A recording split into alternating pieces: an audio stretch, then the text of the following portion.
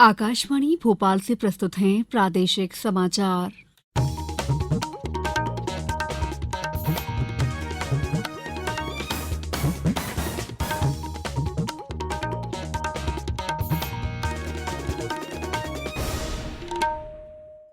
नमस्कार, समाचारों के साथ मैं दीपा सिंह। सबसे पहले मुख्य समाचार।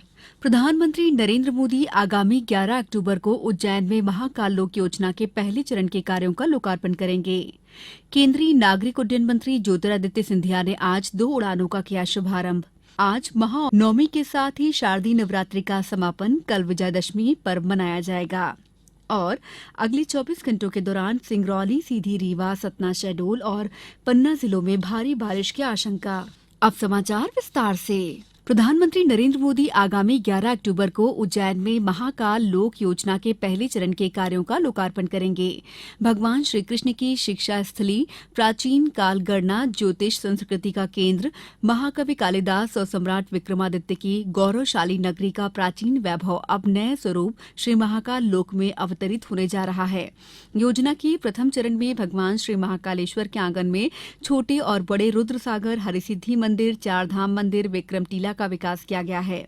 दूसरे चरण में महाराजवाड़ा परिसर का विकास किया जाएगा, जिसमें ऐतिहासिक महाराजवाड़ा भवन का हेरिटेज के रूप में पुनर्उपयोग, कुंभ संग्रहालय के रूप में पुराने अवशेषों का समावेश और इस परिसर का महाकाल मंदिर परिसर में एकीकरण होगा। प्रथम चरण के कार्यों का 11 अक्टूबर को लोकार्पण के बाद इसे आम श्रद्धालुओं के लिए खोल दिया जाएगा। प्रथम चरण के कार्यों के खुलते ही हरिफाटक ब्रिज की चौथी भुजा से आकार श्रद्धालु जैसे ही त्रिवेणी संग्रहालय पहुंचेंगे, उन्हें बाबा श्री महाकाल के अलौकिक दर्शन होंगे।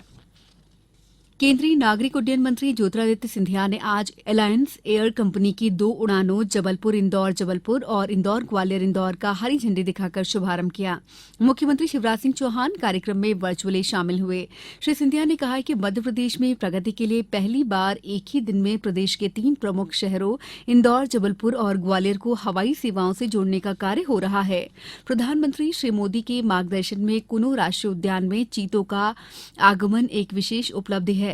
ग्वालियर अंचल में एलिवेटेड रोड और अन्य विकास कार्यों के लिए स्वीकृतियां मिली हैं। इस मौके पर मुख्यमंत्री श्री चौहान ने कहा है कि आज अलायंस एयर द्वारा जबलपुर, ग्वालियर और इंदौर के निवासियों को नई विमान सेवाओं से लाभान्वित किया जा रहा है। मध्य प्रदेश सरकार एयर कनेक्टिविटी विस्तार योजनाओं में पूर्ण सहयोग देगी। मुख्यमंत्री श्री चौहान ने नई विमान सेवाओं की शुरुआत कर नागरिकों को बधाई दी।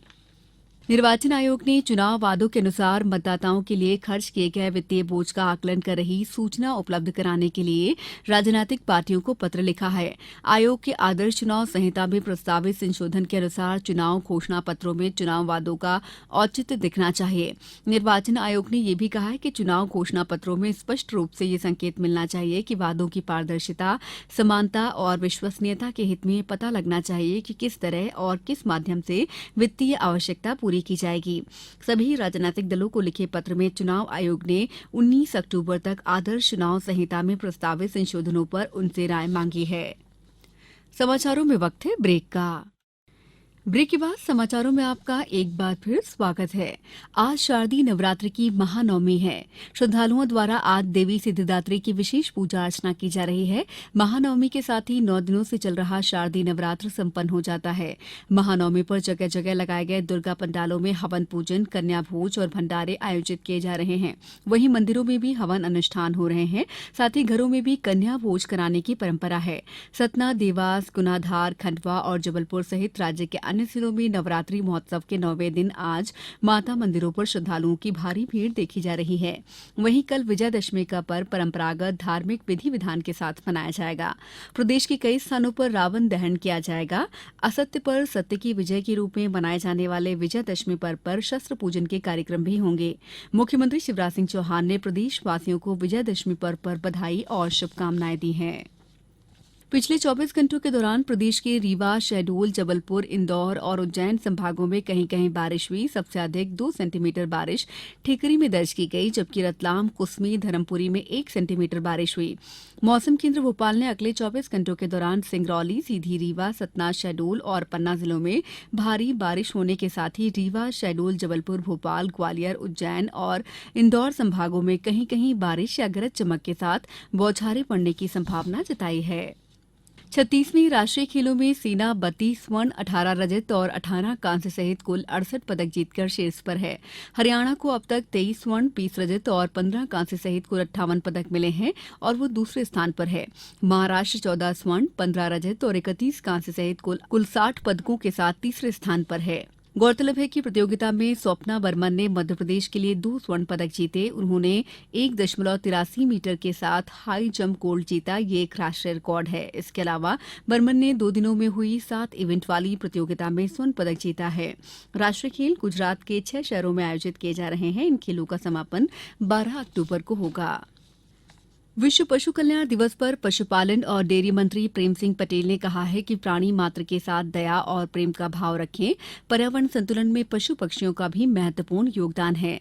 पृथ्वी केवल मनुष्यों की ही नहीं, अन्य प्राणी भी इसके बराबर के साझेदार हैं। श्री पटेल ने कहा है कि विश्व पशु दिवस का उद्देश्य पशु कल्याण मानकों में सुधार लाना और जन साधारण में पशुओं के प्रति संवेदना उत्पन्न करना है। अब कुछ समाचार संक्षेप में। वन्य प्राणी संरक्षण सप्ताह के अंतर्गत शासकीय पॉलिटेक्निक महाविद्यालय श्योपुर में चित्रकला प्रतियोगिता का आयोजन किया गया। राज्य जैव विविधता क्विज 2022 की आगरमालवा में कल हुई जिला स्तरीय प्रतियोगिता में जिले की 32 विद्यालय की टीमों ने हिस्सा लिया। मंदसौर जिले के कई गांवों में लंपी स्किन डिसीज के बचाव हेतु 60,000 से अधिक पशुओं का टीकाकरण किया जा चुका है। इस बुलेटिन में इतना ही। दीजिए इजाजत। नमस्कार।